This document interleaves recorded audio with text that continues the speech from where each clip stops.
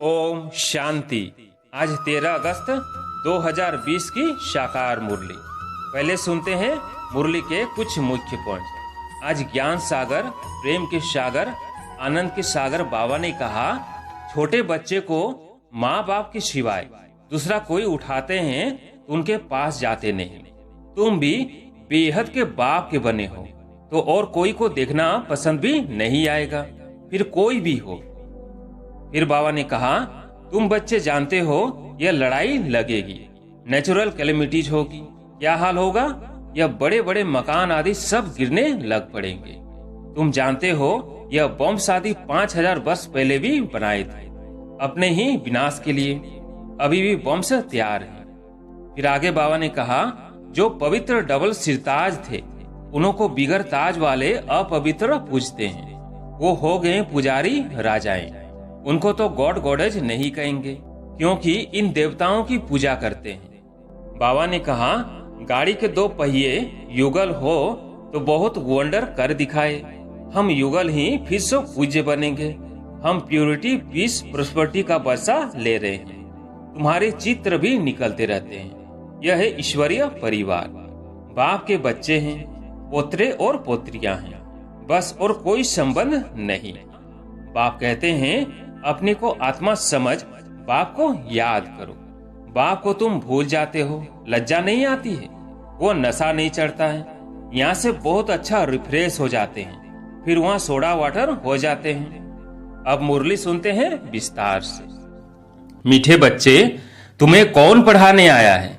विचार करो तो खुशी में रोमांच खड़े हो जाएंगे। ऊंचे तो ऊंचा बाप पढ़ाते हैं, ऐसी पढ़ाई कभी छोड़नी नहीं है। प्रश्न, अभी तुम बच्चों को कौन सा निश्चय हुआ है? निश्चय बुद्धि की निशानी क्या होगी? उत्तर, तुम्हें निश्चय हुआ हम अभी ऐसी पढ़ाई पढ़ रहे हैं जिससे डबल सिरताज राजाओं का राजा बनेंगे। स्वयं भगवान पढ़ाकर हमें विश्व का मालिक बना रहे हैं।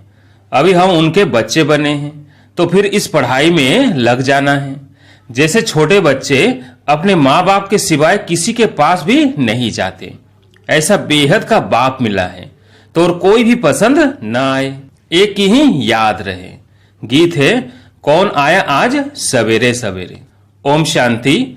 मीठे मीठे बच्चों ने गीत सुना। कौन आया है और कौन पढ़ाता है, यह समझ की बात है। कोई बहुत अकलमंद होते, कोई कम अकलमंद होते हैं। जो बहुत पढ़ा लिखा होता है उसे बहुत अकलमंद कहेंगे। शास्त्र आदि जो भी पढ़े लिखे होते हैं उनका मान होता है, कम पढ़े हुए को कम मान मिलता है। अब गीत का अक्षर सुना। कौन आया पढ़ाने? टीचर आते हैं ना। स्कूल में पढ़ने वाले जानते हैं टीचर आया। यह कौन आया है? एकदम रोमांच खड़े हो जाने चाहिए। ऊंचते ऊंचे बाप फिर से पढ़ाने आए हैं। समझने की बात है ना, तकदीर की भी बात है। पढ़ाने वाला कौन है? भगवान। वो आकर पढ़ाते हैं। विवेक कहता है, भल कोई कितनी भी बड़े ते बड़ी पढ़ाई पढ़ता हो, फट से वो पढ़ाई छोड़कर आए, भगवान से पढ़े। 1 सेकंड में सब कुछ छोड़ बाप के पास पढ़ने आए। बाबा ने समझाया है, अभी तुम पुरुषोत्तम संगम युगी बने हो, उत्तम ते उत्तम पुरुष है। यह लक्ष्मी नारायण। दुनिया में किसको भी पता नहीं है कि किस एजुकेशन से इन्होंने यह पद पाया है। तुम पढ़ते हो यह पद पाने के लिए।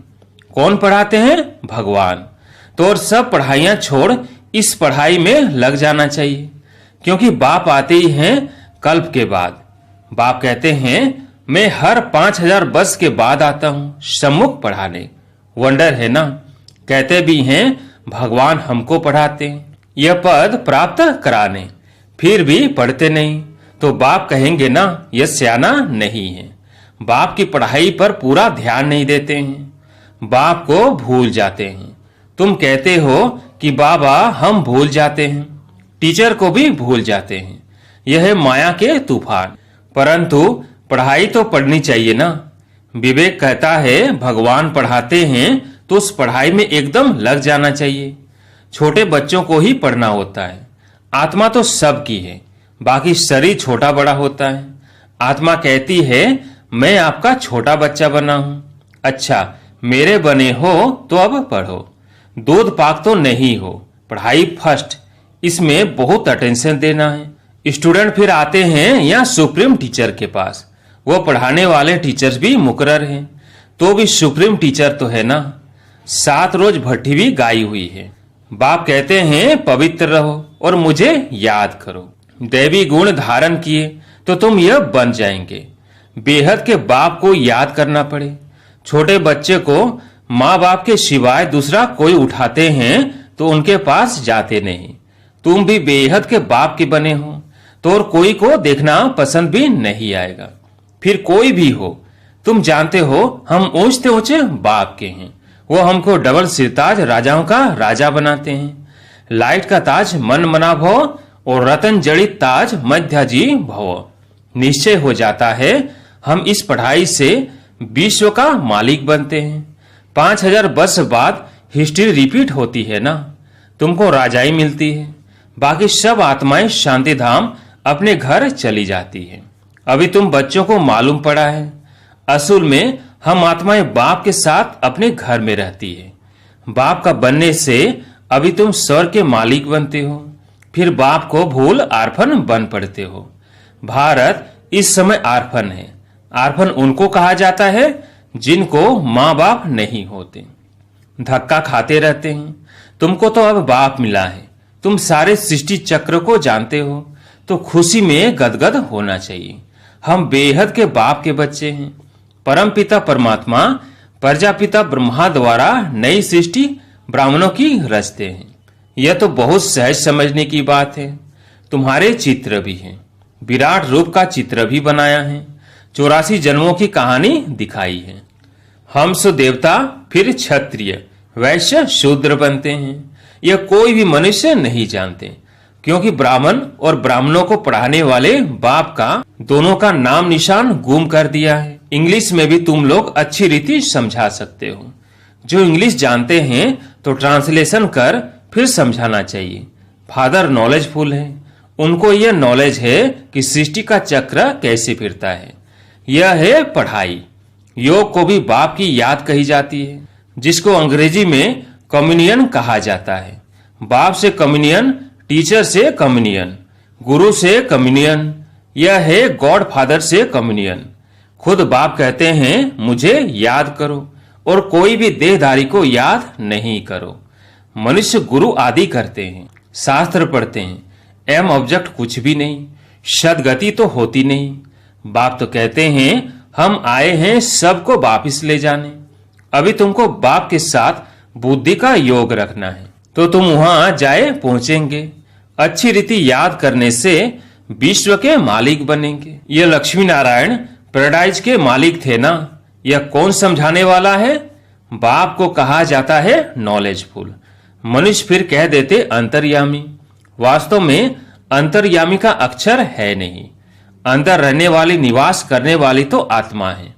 आत्मा जो काम करती है वो तो सब जानते हैं। सब मनुष्य अंतर्यामी है, आत्मा ही सीखती है। बाप तुम बच्चों को आत्माभिमानी बनाते हैं।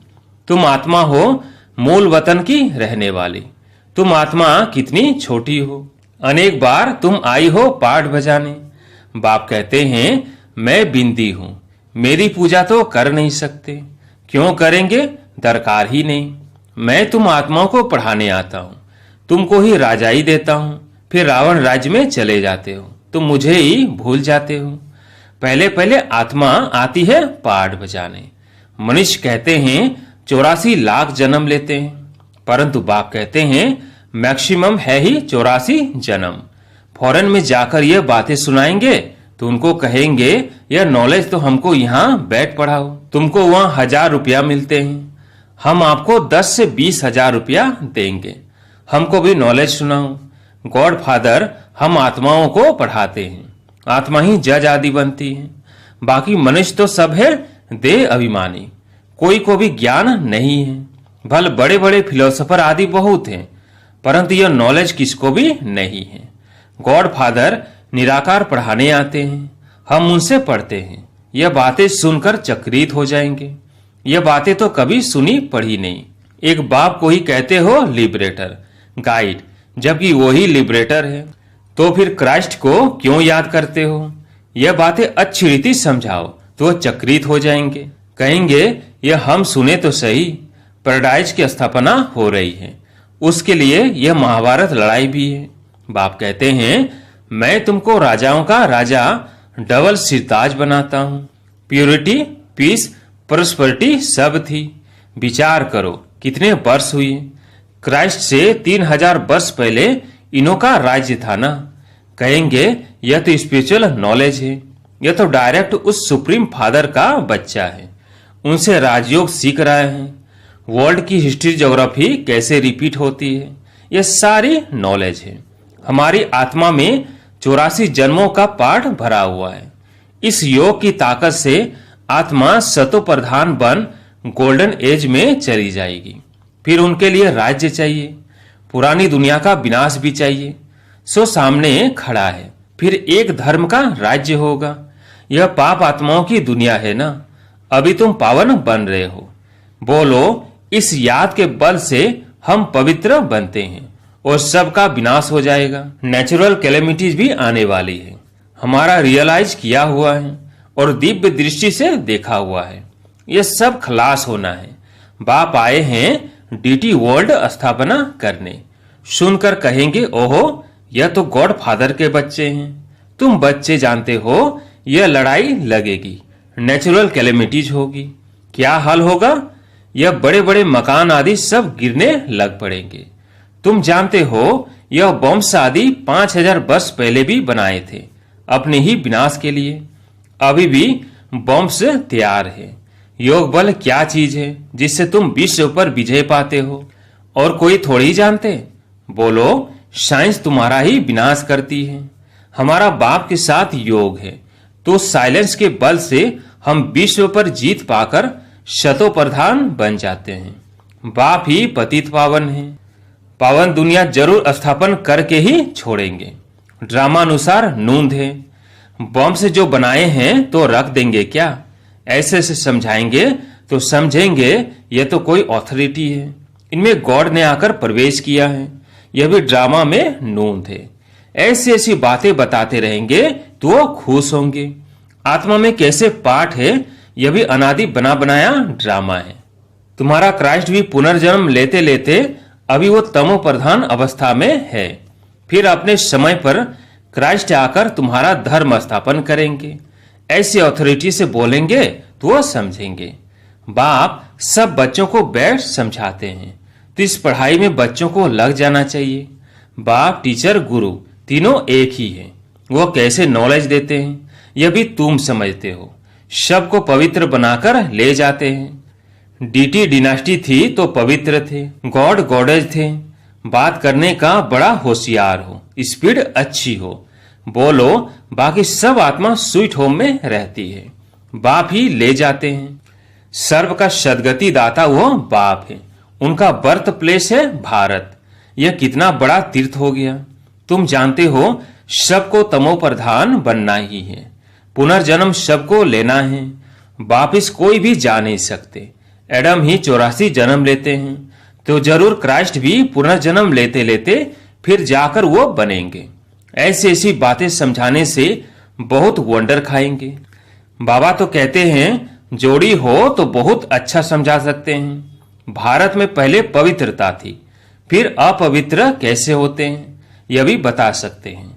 पूज्य ही पुजारी बन जाते हैं। इम्प्योर बनने से फिर अपनी ही पूजा करने लगते हैं। राजाओं के घर में भी इन देवताओं के चित्र रहते हैं। जो पवित्र डबल सिरताज थे उन्हों को बिगर ताज वाले अपवित्र पूजते हैं। वो हो गए पुजारी राजाएं। उनको तो गॉड गॉडेज नहीं कहेंगे क्योंकि इन देवताओं की पूजा करते हैं। आप ही पूज्य, आप ही पुजारी, पतित बन जाते हैं तो रावण राज्य शुरू हो जाता है। इस समय रावण राज्य है। ऐसे ऐसे बैठ समझाए तो कितना मजा कर दिखाएं। गाड़ी के 2 पहिए युगल हो तो बहुत वंडर कर दिखाएं। हम युगल ही फिर सो पूज्य बनेंगे। हम प्यूरिटी, पीस, प्रोस्पेरिटी का वर्षा ले रहे हैं। तुम्हारे चित्र भी निकलते रहते हैं। यह है ईश्वरीय परिवार। बाप के बच्चे हैं, पोत्रे और पोत्रियां हैं बस, और कोई संबंध नहीं।